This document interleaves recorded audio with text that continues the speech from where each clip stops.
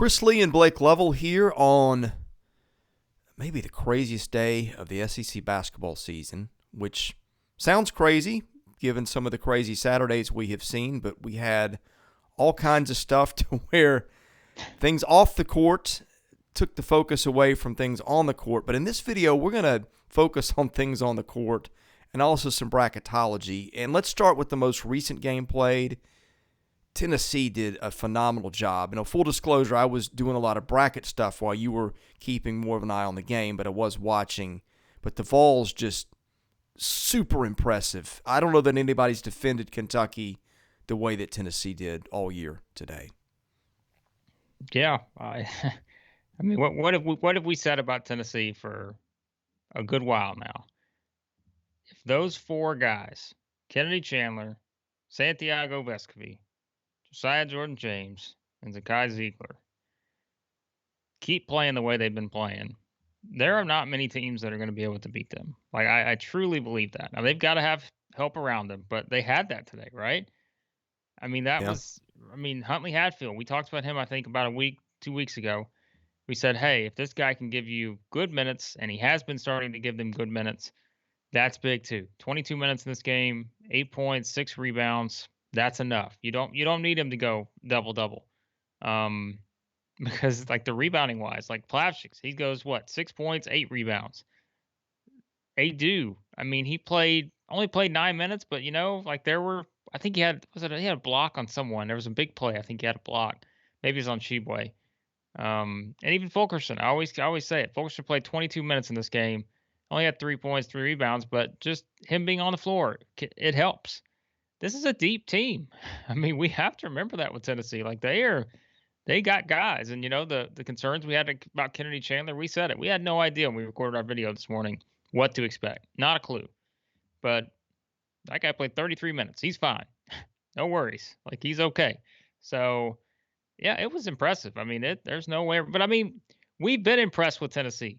I think it's, sometimes maybe that's not made clear, but, like, we have been impressed with Tennessee. You've got them as a 2 seed, and we'll talk about that. I mean, had them as a 2 seed before today. Right. And so certainly. You had them as a 2 seed today. Yeah. So, yeah, I mean, look, we know what they're capable of. They're the number 2 team in the SEC. It's like we know what they're capable of. They played as well as anyone, and that's why we talked about it. I mean, Tennessee and Arkansas were the 2 teams we said of the top 4 teams.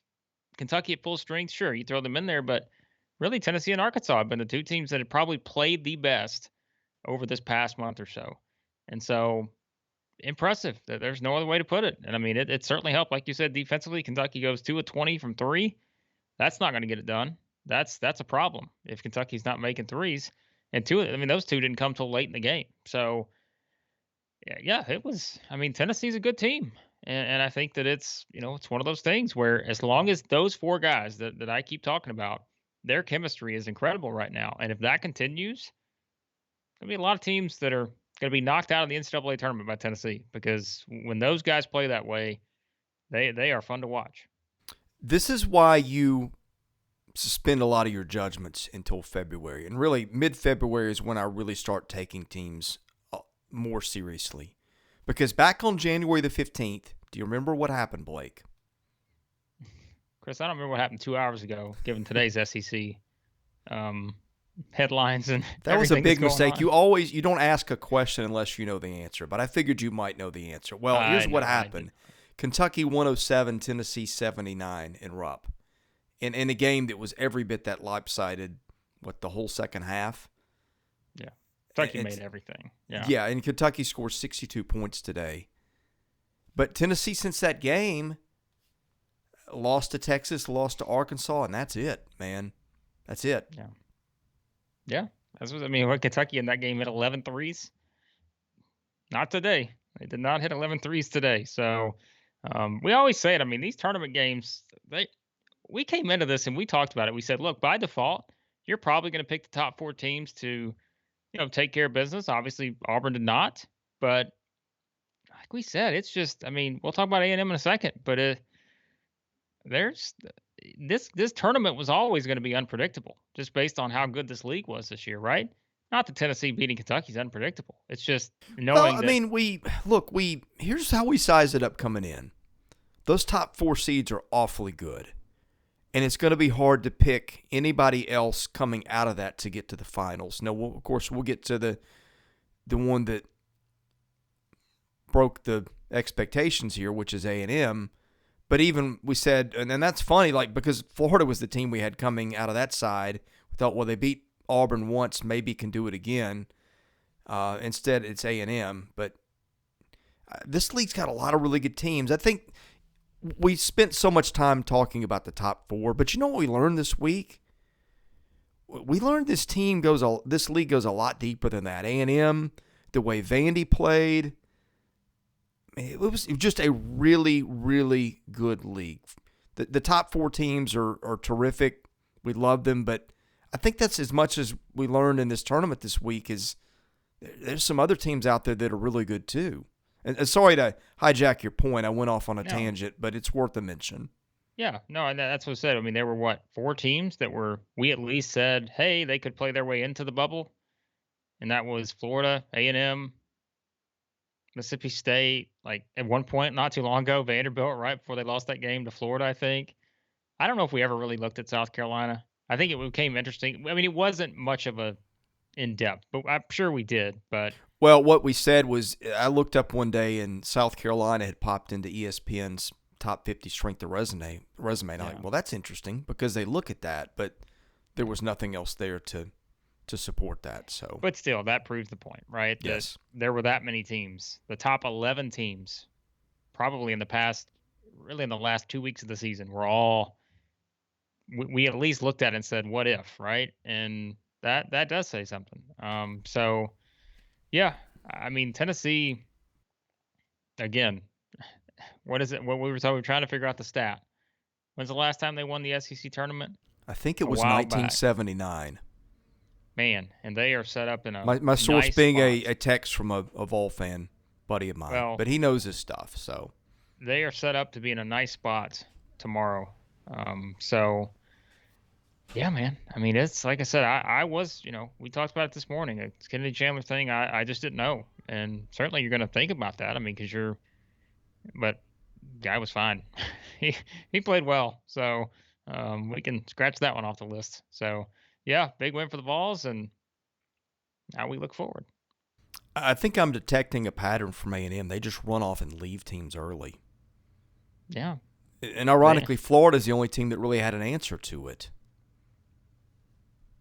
Yeah, you're right. I mean, that's what they did again today, and that's why I was looking up at one point. I'm like, man, are any of these SEC tournament games going to be close? I mean, they're up double digits today. Tennessee's up double digits on Kentucky. We had some games.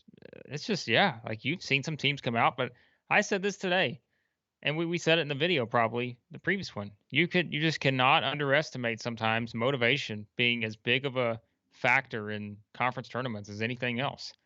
Texas A&M came in motivated, and if you want any evidence of that, look at the last 3 games they played. Like they came out on a mission against Florida, Auburn, and now Arkansas. And these 3 teams just have not been able to match their energy. And I mean, we talk about the energy. They for day 3, they looked rested. I mean, they looked like they were just playing another game. So credit to everyone. Like credit to the entire Texas A&M group there because that's 3 impressive wins to reel off back to back to back. Because like we said, Florida was the team that was right there on the bubble, and yeah. So I mean, credit to those guys because what they did today to Arkansas, that was impressive. I mean, certainly the nature of the game I think changed kind of early with JD Note getting in foul trouble. But he had three fouls in the first half. Must took the chance, put him back in. Rarely does that, but got his third foul. But they needed offense. The TV guys called it out, said, "Hey, if they don't get him back in, it's going to get away." Right. I mean, and that again, that's credit to A&M for how well they played. And once again, our guy Quentin Jackson. I mean, we said it.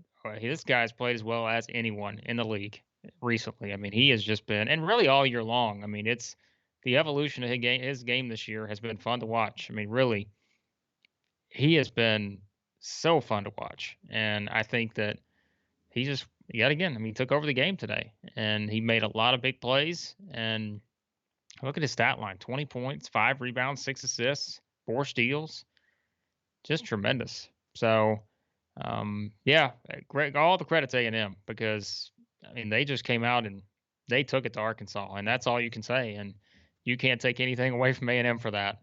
Sure, I'm sure if you're Arkansas, you could point to, well, if this would happen and this would, I mean, let's be honest, Arkansas is not winning a lot of games. Even though they got players around those guys, they're not winning a lot of games if Shady Note and Jalen Williams combine for 9 points. It's just not, that's just not going to happen. So, That's got to be a first. well, I was going to say that's definitely a first this year. I can guarantee you that because that's the first game this year that Note has not scored in double figures. So, yeah, so that's 100% a first this year, and that's just again the chances that happen are now 1 of 33. So it's one of those things. But like we said, everything sort of fell in place. A&M played the game they wanted to play.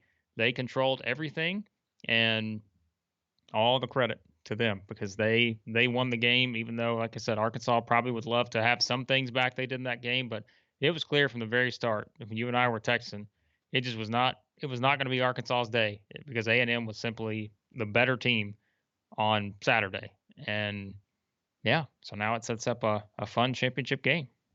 Quentin Jackson's had 16 straight double-figure games scoring. I want to say like the first 3 games maybe of SEC play, he did not score in double figures maybe, and then since then he has just gone off somewhere in there. Well, here's how it went: 8 against Georgia, 16 against Arkansas, Okay. 9 against Ole Miss, 9 against Missouri, 6 against Kentucky, 13 against Arkansas, and it was off to the races. Yeah. Okay. So Also that had makes 31 sense. against Central Arkansas, so he's had some huge scoring games. Man, Quentin Jackson just loves games against teams from Arkansas, doesn't he? Man, Yeah. he does not back down against the state of Arkansas. But yeah, I guess now the conversation shifts to what do you take away, right? If let's say you're Arkansas or Kentucky today, what do you take away from these 2 games? Like, do you? Here's a question for you: do we come out of those 2 games for Arkansas and Kentucky with a level of concern that perhaps we had for Auburn, or I think there's a tiny bit for Kentucky now, which I Really? did not have before.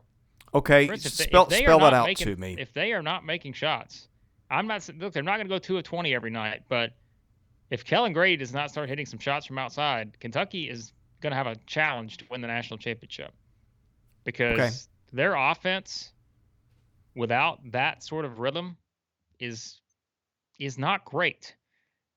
I mean, and I don't mean that as though they don't have guys who can't score, but if you're watching this game, they have to have that element added. I mean, that's right. That's what we said all off season.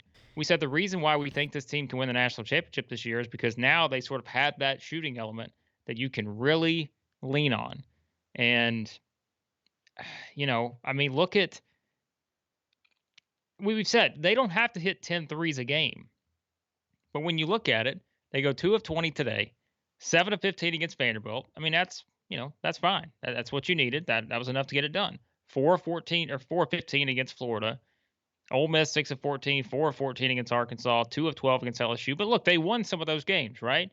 But I think in tournament time, we know what happens with the matchups. How many teams are going to be able to just go out there and guard Kentucky 1 through 5, man to man? It's going to be a challenge, right? Two interesting things here, and the second is Kellen Grady's 3-point percentage because I think that's another part. But you know how Ken Pom ranks players on teams is in major contributors, significant contributors, and it's based on how many possessions you use. He's in that 5th category, categorized limited roles. He led the team in minutes. Well, yeah. It's one of those things that like you don't expect, and we've talked about how they don't force him to shoot shots or he doesn't take them out of turn because they've got so many other things. But that's kind of astonishing. This is a kid who had over 2,000 points in 3 years at Davidson. The next thing I was getting to was, okay, what are the chances Kellen Grady just can't shoot? And, okay, that's – to me, it's not that he can't shoot. It's do they get him enough shots, which we've talked about that before, I think, on the pod or touched on it. But 3-point percentages for his career, 42.6% this year, 36.2 last year, 37.2 the year before, and 30.1. How odd is that? He's shooting his best percentage of threes in his career at Kentucky, and he's taken – I didn't realize this. He's taken a career high in threes. I would not have guessed that. I didn't realize he was more of a 2-point guy at Davidson. And look, I don't think there's going to be a lot of games where that combination of Washington, Grady, and Mintz combined to go, what was it, 1 of 15 today, something like that, I think. And, I mean, those are their 3 best shooters, right? Would we all agree with that? That Grady, Mintz, and Washington, probably the 3 best shooters. But in terms of, I mean, if we're talking about volume, those are the 3 guys taking the threes, without question. Grady's taken 199 this year. Mintz has taken 123. Washington's taken 94. The next guy is Wheeler with 48. So those are the 3 guys that are taking the bulk of your shots. I'm not saying this is going to just Kentucky's all of a sudden just, done. I'm just saying that is something I think we have to at least acknowledge, is that they have to have that element, in my opinion. Once you get in the NCAA tournament, now, obviously you can look back. We just ran through the list. Some of the games, they didn't need it. But I do think that's something where you get a team like Tennessee that defends the way they do.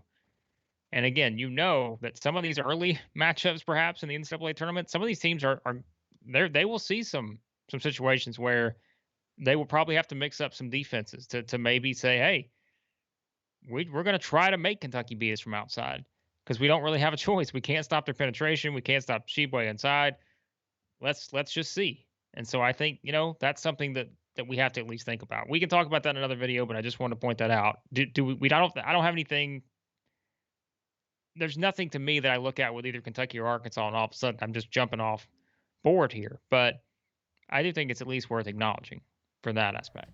Yeah, I mean, when you said Kentucky, I didn't know where you were going to go with that. But I mean, Auburn had a bad shooting game too, right? But with Auburn, it's been more of a discussion point than it has been with Kentucky. Yes, and that's kind of my point. Is I think that's why I still, though, when you see something like that, it is a team that I think. We'll talk about this in another video. I don't want to take us too long on this one because, again, this may take forever to upload, so we need to make sure we get this one up. We'll save it for another video. Shall we go into bracketology? Yeah, let's start talking bracket.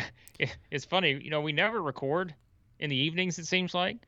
So I'm looking at this now and I'm like, man, it's getting dark outside. I got no lights on in here. Like, I don't have the sunlight glaring in. I gotta get a light or something. Well, when I jerked my head a minute ago, I got 2 kids playing Nerf basketball right outside my office, and there were a couple of times someone got body slammed into the door. It was a little jarring. That's there. All right. That's safe.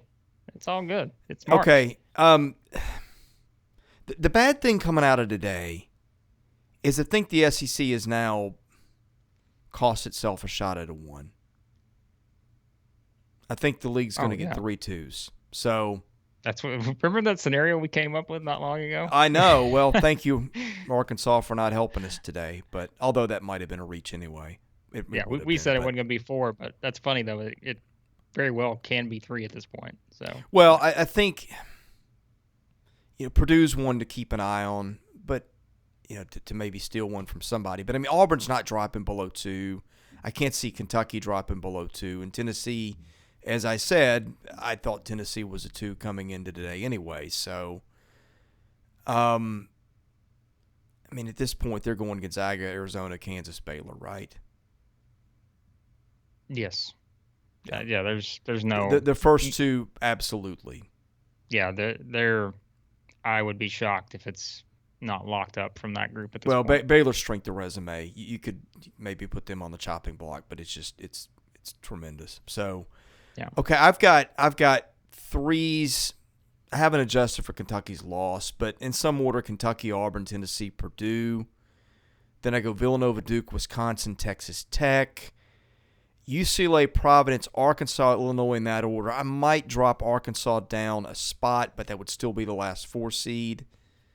I don't think. I mean, Houston might be the one to watch because Houston's still playing. I think Houston will win the American, tomorrow? Yes.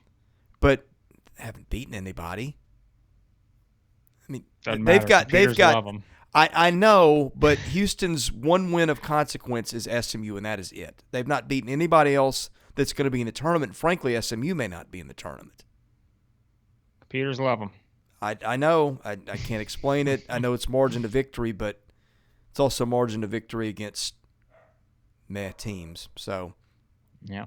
okay, I go fives. I go Connecticut, Houston, St. Mary's, and Colorado State. I may be in the minority on Colorado State, but a lot of teams right around them kind of tripped up a little bit. LSU and Alabama missed chances to win games. I've got LSU and Alabama as my first two sixes, along with Iowa and Michigan State. Sevens, I go Texas, San Diego State, USC, Ohio State.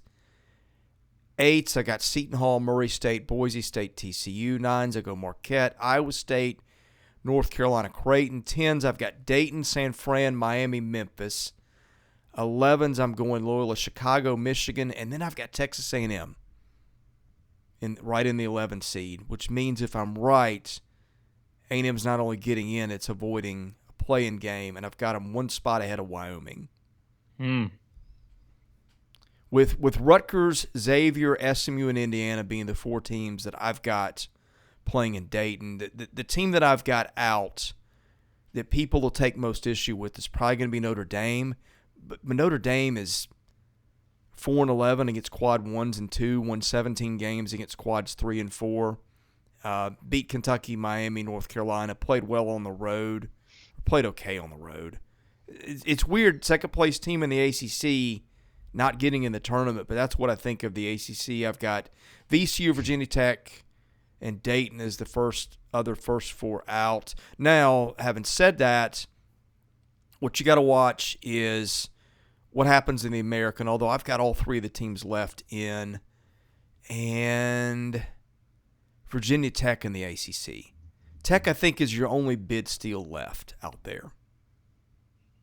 But I still don't think it'll knock A&M down. I'm going to ask you, if you're the committee, if you're on the fence about A&M, is it not easier just to give them the benefit of the doubt and not have to deal with the headache tomorrow? I mean, I think it's just I think they're in right now, but I think it is very, very close. I would put them in Dayton right now, but you break it down. You break down the numbers more than I do. So here let's play it this way. If they're not in, it's the non-conference schedule and the two quad 3 losses. I mean, what else is it? The net's going to be up to what? Probably in the 40s. Yeah. Right tomorrow, you think? The 51 coming into today. So they should move up in the 40s. They jumped, I think, 9 spots in Ken Palm today. That's the only one of the computer metrics that's been updated. Again, I know that's not as big as some of the other stuff, but it does matter. Well, my dog's got a ball out here, and she is having a time. So I don't know if you can hear that or not. But I cannot, but it sounds like a circus out here. But you know what? I'm gonna send you. This is wonderful show planning. Is we're doing this. I'm gonna email you what I'm looking at, so you can see for yourself. Now the other dog is making his way up. These evening ones. We love our dogs. Boy, this is a scene over here right now. I mean, I think they're in. I mean, I think there's probably not a whole lot. Boy, this is something. Dog show. I don't think it's as loud on our end as it yours is on yours. Well, that's probably so. I just want to make sure our viewers, we don't want them to tune out. I'm sorry, I'm caught off guard here. These dogs are just having the time. I think A&M's in. That's my opinion. I think they're in right now. I think they'd be in Dayton. Beyond that, I don't know. We always talk about it. The committee maybe does the bulk of their work, but they don't have a choice tomorrow. Like they got to work tomorrow to figure this out, because there's going to be some things they have to work on with A&M. But guess what? If A&M wins, they are in, baby. If they win the SEC tournament, I would like to tell you that they are in. So Well, 4-9 quad one is going to be a little bit of the trouble spot. But then again, you look at who they are. Auburn twice against Arkansas, on the road against Alabama, Notre Dame.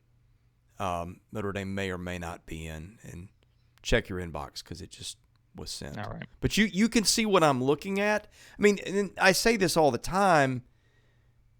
This is the area where you get into teams that have warts. I've got them right behind Michigan, which I've probably got Michigan higher than other people do. But again, I think who you beat matters. And Purdue, Iowa, Ohio State, those last two on the road. Michigan State, San Diego State, Indiana on the road. That's pretty strong. Number 5 strength of schedule. Rutgers is going to be interesting because Rutgers beat everybody in the world but also had some really bad losses. Yeah. I mean, we'll see. That's all I know to say right now. Like I think we'll see. But I think the computers are going to have them there in that area tomorrow. And again, you if the eye test matters and who they beat matters, I mean, that's a tournament team. It's the same reason I've got Rutgers in. And I know everybody doesn't, but when you beat the teams they beat, and they beat 8 teams that might be in the field, 8 different teams, to me that makes you a tournament team. And that's kind of what A&M has got going for it. It doesn't have just – I mean, it's got 2 quad 3 losses, but they weren't awful quad 3 losses from what I remember.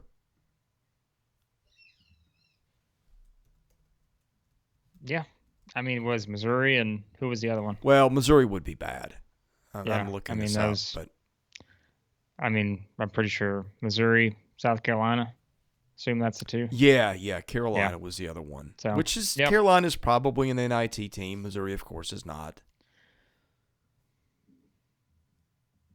I don't know. Like, again, that's where I stand on them. You think they're going to Dayton without a win? If they get in, I think they're going to with Dayton without question, in my opinion. But trust me, I've been wrong before. Well, I don't have them that far. Okay, tell me this. The teams I've got below them: Wyoming, Rutgers, Xavier, SMU, Indiana. Which of those teams leaps them right now in your mind? Because that's what you got to do. You got to find 2 teams from that list, if I've got it right, that have better resume. Indiana's the one that people might say, but Indiana went 8-11 against quad 1. A&M was 9-9, or quad 1 and 2. So I would have to look through all their.